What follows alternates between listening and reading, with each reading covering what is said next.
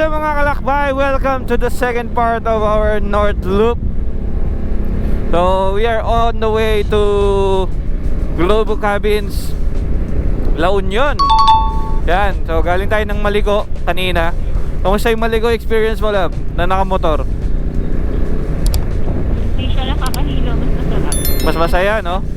Oo, so kung ano yung nilamig dun sa taas, yun yung ininit dito sa baba. Pero ang lakas ng hangin, mga kalakbay, sa taas, grabe. As in. Sinasakay ko, may talaga. O nagkaroon pa kami ng sitwasyon kasi yung helmet, ay yung ano ni Carla, yung bracket nung EJS niya naputol. So ginawa pa natin ang paraan. Hindi kumpleto ang ride kapag walang sitwasyon, di ba? Yes. Basta minor lang. Wala pa ng gloves. Nawalan pa siya ng gloves. Sobrang lakas ng hangin. Okay lang, wala naman na tayong dadaanan na ganun kalamig ulit. So ang ating ETA sa San Juan, La Union is 2 hours and 53. Basic na basic sa motor. Layo din pala, 3 hours din. Kala ko mga 1 hour lang. So yan, nakakain na rin. Ganda, must visit yon, no? Yung Maligo. Basta mga kalakbay, I think kung pupunta kayo doon sa Maligo, ay dapat experience rider kayo. Kasi ang hirap nung mga kurbada, yung mga surprise na kurbada. Kahit ako nag-overshoot kanina eh. Yan, so biyahe muna tayo mga kalakbay. Balik tayo ng T-Flex ang daan natin. Tapos dire-diretso na to papuntang La Union. Alright, let's go. Yung mga kalakbay, katatapos na natin mag gas up ulit. So naka 1.2 tayo for full tank. So kailangan na rin natin magpagas kasi medyo mahal na rin sa La Union. Yan, so 1.2. Yung gas ko from Antipolo to Makati 835. Naka full tank din yun. Tapos yun hanggang pagbaba namin ng Maligo ni Kyla. Okay na din, no, love? Panalong panalo yung fuel efficiency nitong SRT. So for sure yung pinagas natin ngayon hanggang balikan na yan tomorrow. Pasok na. Alright, biyahe natin 2 hours na lang, going to Globo Cabins. So yan, kung naghahanap kayo ng affordable na pag-i-stay sa La Union, nakita ko yung Globo Cabins, mukhang okay naman. Pero hindi ko lang alam kung meron silang 4 group. Pero yung kinuha kasi namin ni Carla is 1.5 for the weekend, 1.2 lang siya for the weekday. Tapos may ano siya, ang itsura niya is para siyang cabin mismo, na yung parang tent yung itsura na gawa sa kahoy.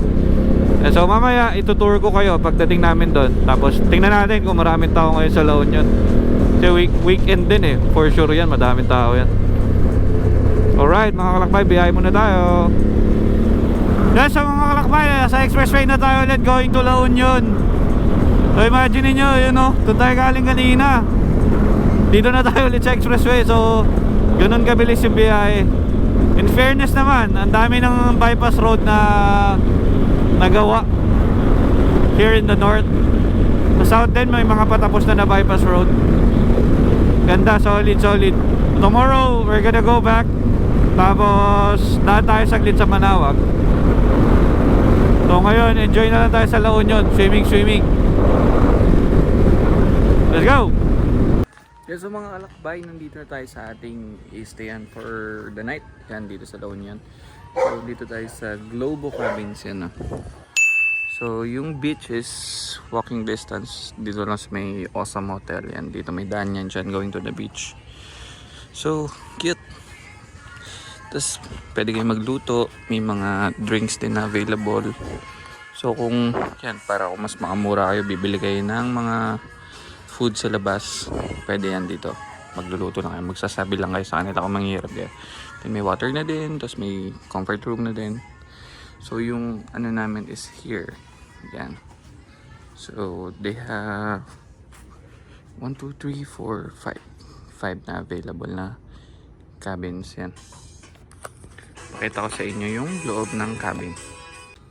Ito yung itsura ng stayan natin tonight. Hi!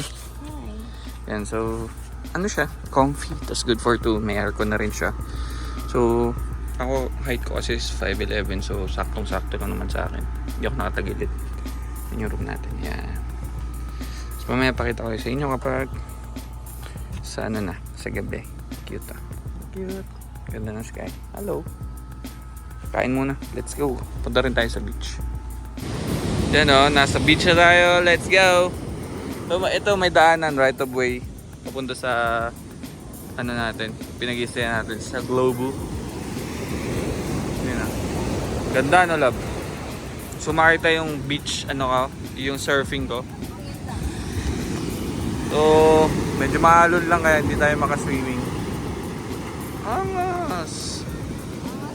Awesome! May daan sa Awesome Hotel! So, feeling ko yung Flotsam Jetsam is nandun. So, bukas pupunta namin ang legendary 7-Eleven. Yan. Awesome! Yan na. Alright. So, tampisa muna tayo mga kalakbay. Tapos, dinner na kami mamaya. Para awesome. The next day. So mga kalakbay, paalis na tayo ngayon dito sa Globo Cabin. So it's a very nice place to stay. For surely babalik tayo dito. So January pa lang pala nagawa to. So very new pa lang siya. May mga idadagdag pa si Sir Billy soon sa mga ano daw dito sa place. So abangan natin yan. Kaya hindi rin naman siya malayo dun sa mga party spots like Flotsam and Jetsam. Kanina nag-breakfast kami dun sa part nung El Union. So it's a 4-minute ano lang, drive lang kung meron kayo sasakyan or motor. Ganda rin. Yun lang yung palatandaan mo, malapit sa Awesome Hotel. Yan, so may beachfront na rin siya, pinakita ko sa inyo kahapon. Kaya gusto nyo mag-swimming, walang problema. Gusto nyo mag-surfing, meron din doon. Okay, love, no? Ganda. Recommended na recommended to mga kalakbay. Yan, sa mga kalakbay, if you're new to my channel, please like, comment, subscribe, and ring nyo na yung notification bell. So dito nagtatapos yung North Loop natin. Hindi ko na kayo sasama sa Manawag na trip natin. Yan, sa mga kalakbay, abangan nyo pa yung mga susunod natin na gala. Kasama si Nognog, kasama si Bossing.